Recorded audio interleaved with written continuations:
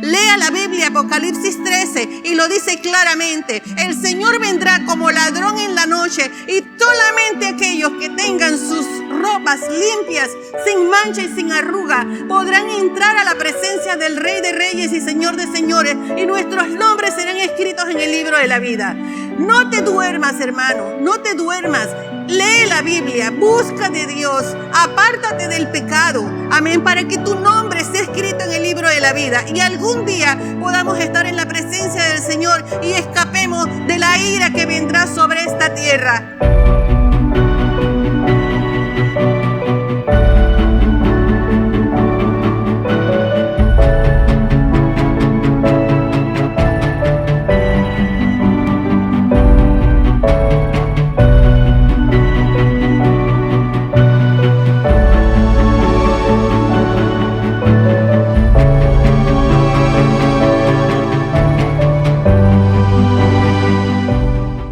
Buenos días, Dios les bendiga.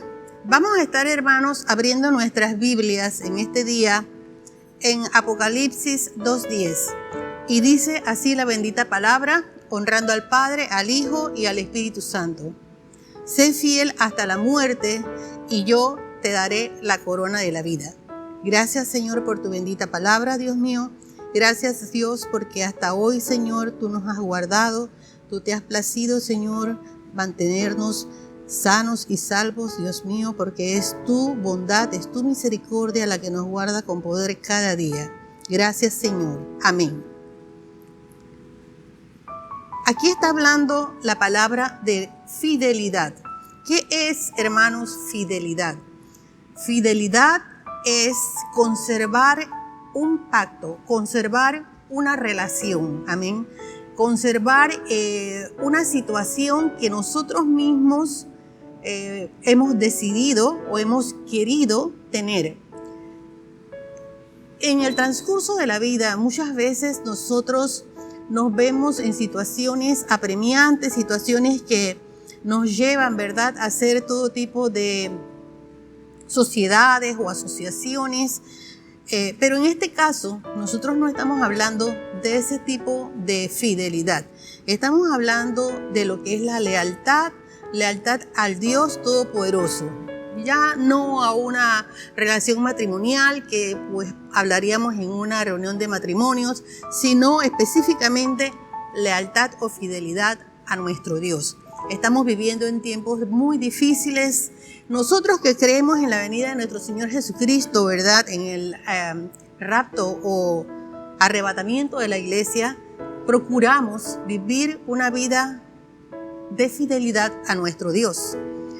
¿Qué esto encierra? Esto encierra, hermanos, una actitud de reverencia, una actitud de amor, porque realmente lo que hay en la fidelidad es amor.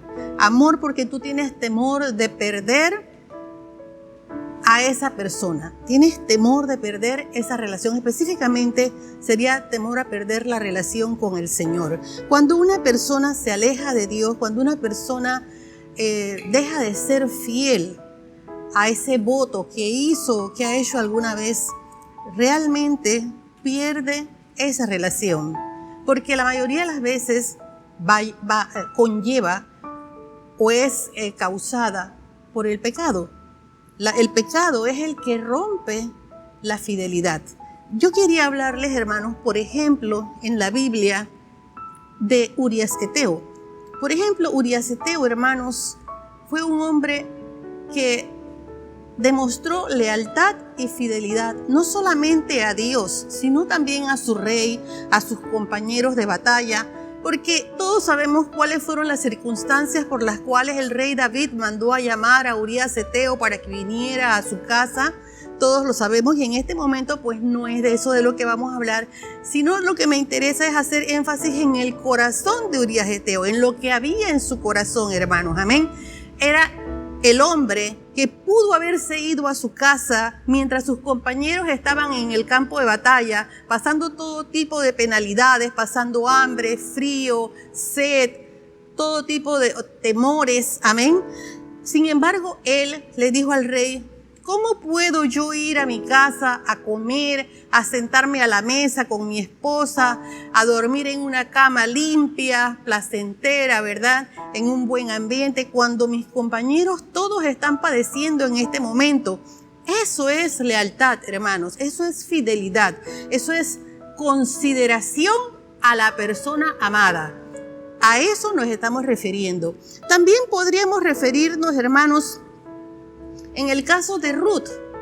Ruth, porque es muy bonita esta historia, por el sentido de que ellas eran sus nueras. Estaba Ruth, estaba Orfa, que eran las nueras de Noemí. Murieron sus hijos, murió su esposo, y ella quedó totalmente sola. Ambas nueras lloraron, ambas lamentaron junto a Noemí todo lo que había acontecido, pero Orfa dio su media vuelta y sea como sea se fue. La que se quedó con Noemí en fidelidad fue Ruth. Amén. ¿Por qué? El corazón de Ruth se conmovió al ver a una anciana que ya estaba desvalida, de repente enferma, que no le quedaba a nadie. ¿Y qué hubo en su corazón? Hubo en su corazón el sentimiento de consideración hacia una mujer que de repente siempre la trató bien, que fue para ella como una segunda madre. Ella pudo haber pensado, bueno, yo también me voy a hacer mi vida, estoy joven todavía, tengo una oportunidad de rehacer mi vida otra vez, de tener hijos, de tener otro esposo, pero en su corazón no había ese sentimiento. En su corazón había un sentimiento de fidelidad, hermanos, porque ella la vio tan desamparada y ella sintió, se conmovió en su corazón y le dijo a Ruth: donde tú vayas, yo iré, donde tú vivas, yo viviré, tu pueblo será mi pueblo, tu Dios sobre todo, tu Dios será mi Dios, y solo nos separará la muerte. Eso solamente lo puede decir una hija que ama a una madre. Amén. Y Dios la recompensó, porque la fidelidad tiene sus recompensas, hermanos. Amén. La fidelidad tiene sus recompensas. Ella luego rehizo su vida con Booz y tuvo a Obed a Isaí, Isaí al rey David. Amén. O sea, de la descendencia de Ruth, una moabita. Entonces Dios es fiel y Él pide de nosotros solamente fidelidad. Sé fiel hasta la muerte, dice el Señor, y yo te daré la corona de la vida. Amén. Eso es lo que nos pide Dios. El Señor solamente nos pide que le amemos, que le entreguemos nuestro corazón. Como dijo el rey David, una vez haber cometido el error, haber pecado, quítame lo que quieras, pero no apartes de mí tu Santo Espíritu. Él valoró, hermanos, en un momento determinado esa relación con Dios. Él sabía que había fallado. Amén. Él sabía lo que venía, pero sintió anhelo de volver a tener esa misma relación con nuestro Dios, de no perder esa preciosa relación. Y hermanos, cuando nosotros estamos que la carne o nuestra naturaleza humana nos quiere traicionar, muchas personas piensan, pero si yo peco, ¿qué pierdo? Pierdo mi relación con Dios. Pierdo el respeto de mis compañeros, de mis hermanos en la iglesia, pierdo el respeto de mis hijos, pierdo el respeto de mi esposo, el respeto de toda la sociedad, y todo lo que he logrado alcanzar hasta el día de hoy, yo lo voy a perder solo por darle rienda suelta a los deseos de mi carne. ¿Cuál es el efecto del pecado en nuestras vidas, hermanos? En la Biblia todo está escrito y aquí lo dice: perdemos la luz de Dios. Amén. Porque ya el hombre va a estar en tinieblas. El hombre que está en pecado, hermanos, va a aborrecer todo lo que es de Dios. Va a rechazar todo lo que es de la palabra del Señor.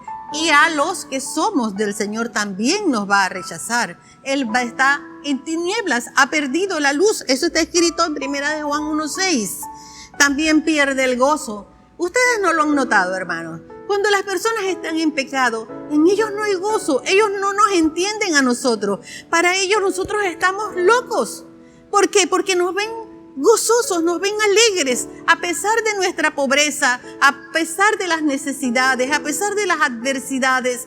Ellos no pueden entender por qué en un sepelio de una persona evangélica no hay esa desesperación y ese llanto y ese dolor tan abrumador que hay en las personas que son del mundo, porque nosotros sabemos dónde está nuestro ser querido. Ya no está con nosotros y nos duele, pero sabemos que está en un lugar mejor. Y en nosotros hay gozo a pesar de las adversidades, a pesar de que no somos, vamos a decir, personas que tengamos. Las personas piensan, hermanos, que el dinero es lo único que les puede dar a ellos alegría. Yo conozco a muchas personas que son adineradas y que son infelices.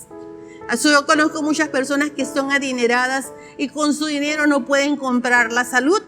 Sin embargo, una persona muy pobre está 100% saludable, hermanos, y nadie puede cambiar eso.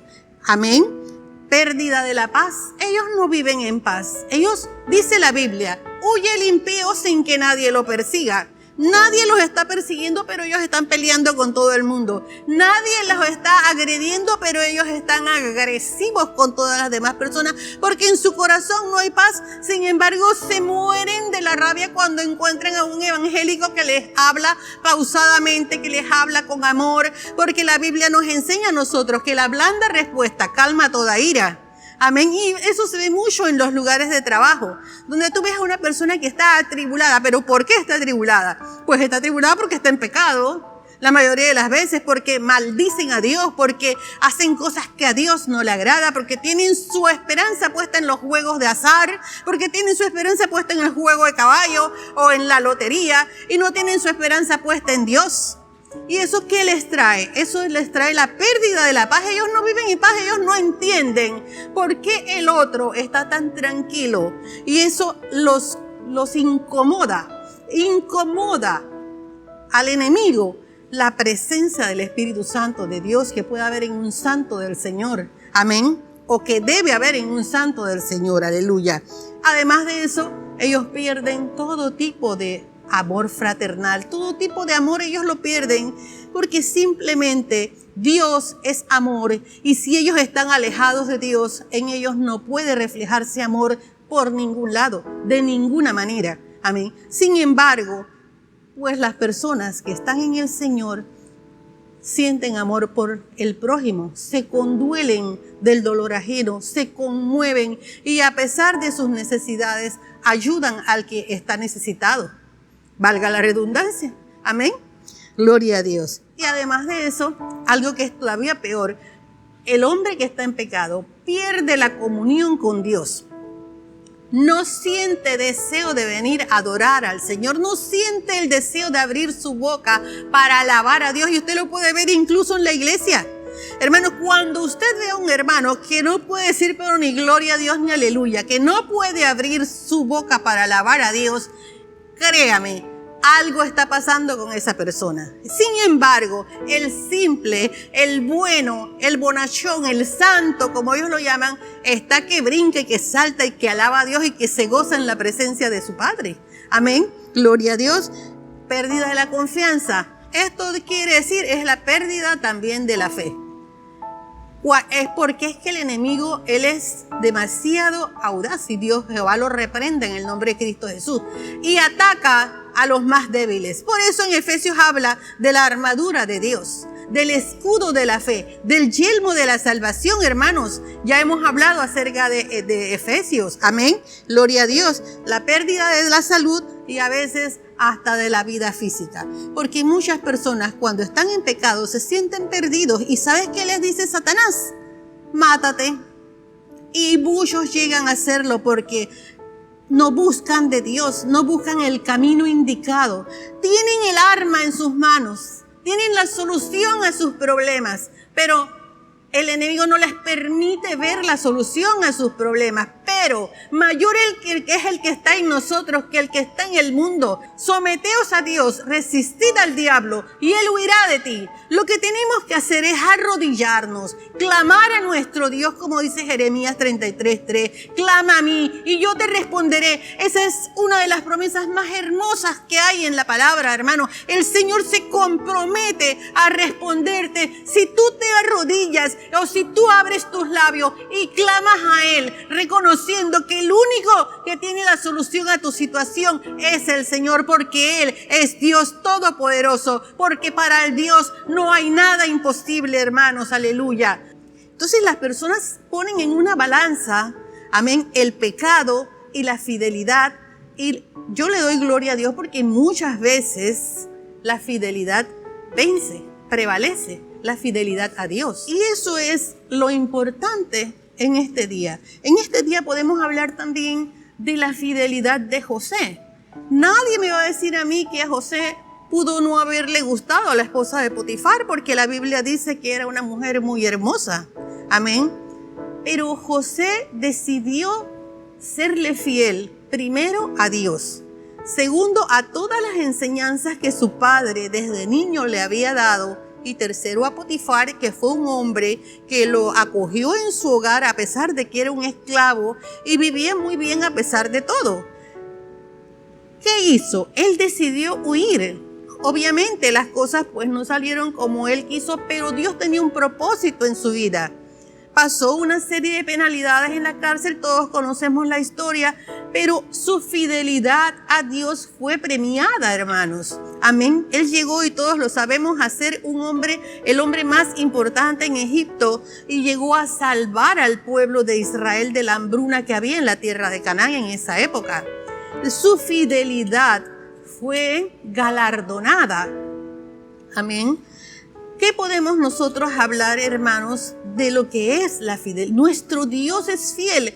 ¿Cuántas veces, hermanos, nosotros no decepcionamos a nuestro Dios? Usted sabe lo que siente un padre que se ha esforzado por sus hijos, que ha hecho todo tipo de sacrificios para sacarlos adelante, para que sus hijos sean hombres de bien, para que sus hijos estudien, para que de repente sean profesionales o hombres de Dios.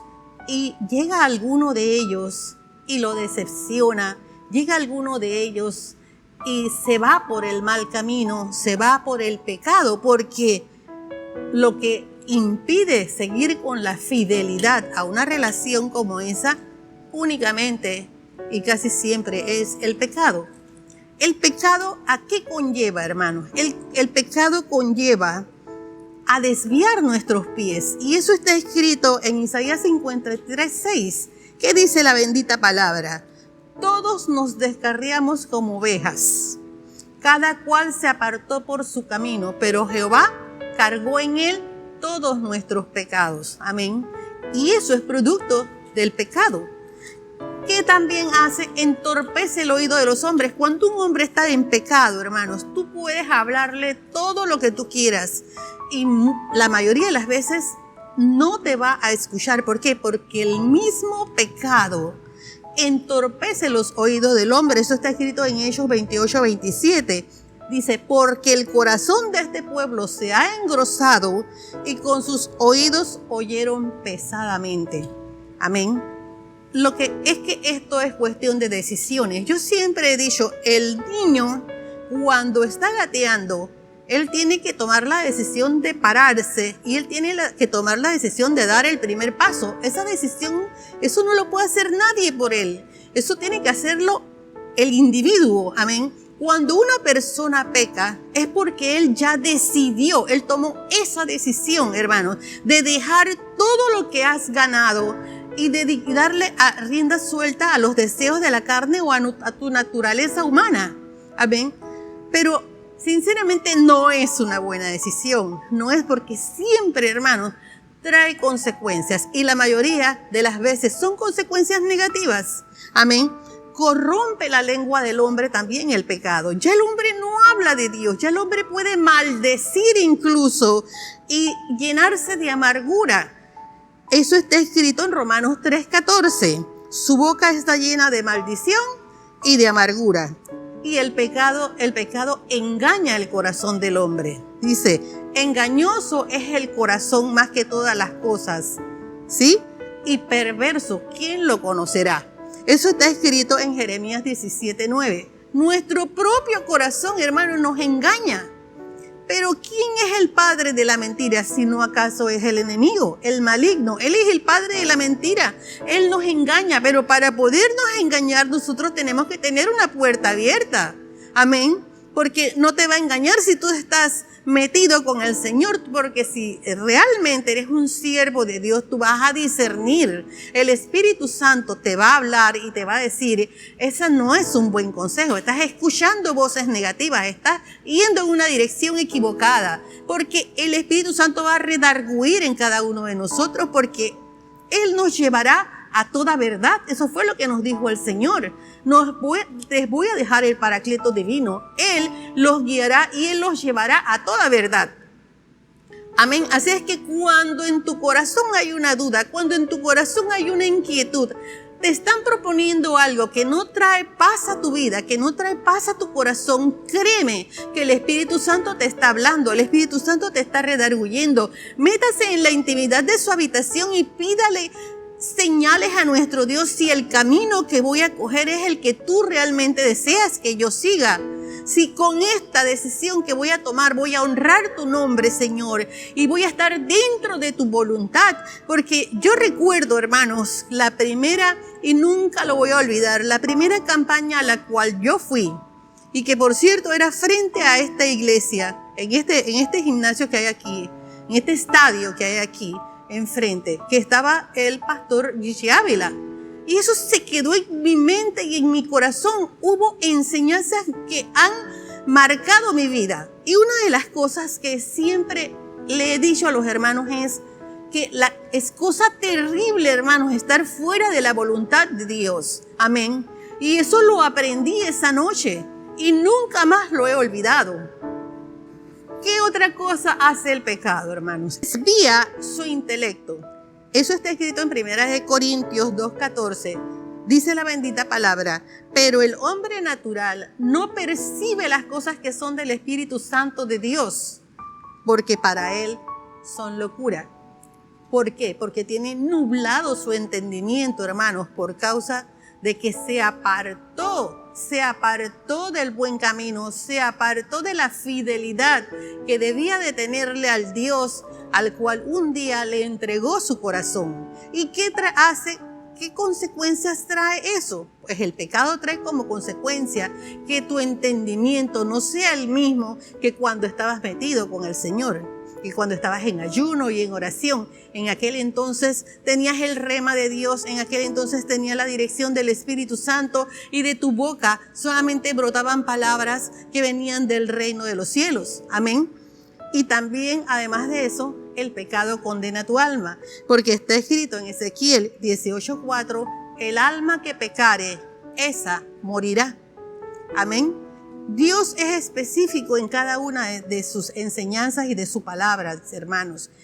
El Señor dejó su palabra para que nosotros no nos desviemos del buen camino, para que nosotros no nos desviemos de esa fidelidad, de esa lealtad que le debemos a nuestro Dios. El Señor lo único que nos pide, hermanos, es nuestro corazón, es seguir en obediencia a Él. Él lo dice claramente en su palabra y lo dijo el rey David, obediencia quiero más que sacrificio.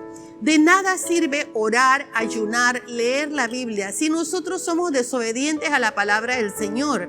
Amén. Si no tenemos la templanza y el dominio propio para que cuando las acechanzas del enemigo vengan a nuestra vida, nosotros pongamos en una balanza, como lo dije anteriormente, lo que es el pecado y lo que es la justicia, y la justicia prevalezca sobre los deseos de la carne. Amén. Entonces nosotros tenemos que vivir una vida en santidad. Estamos en los últimos tiempos. Las personas no lo quieren aceptar. Otros dicen que ya estamos en la gran tribulación.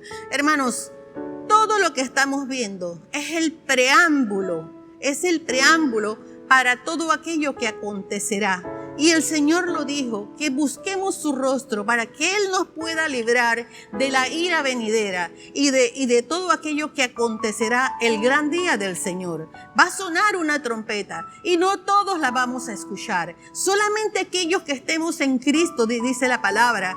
Amén. Vamos a escuchar esa trompeta, hermanos. Nuestros cuerpos serán transformados en cuerpos incorruptibles. Nos encontraremos con el Señor en las nubes y ahí estaremos todos con el Señor. Y aquellos que no escuchen la trompeta, hermanos, aquellos que no se vayan en el arrebatamiento, van a vivir los 7 años de la gran tribulación.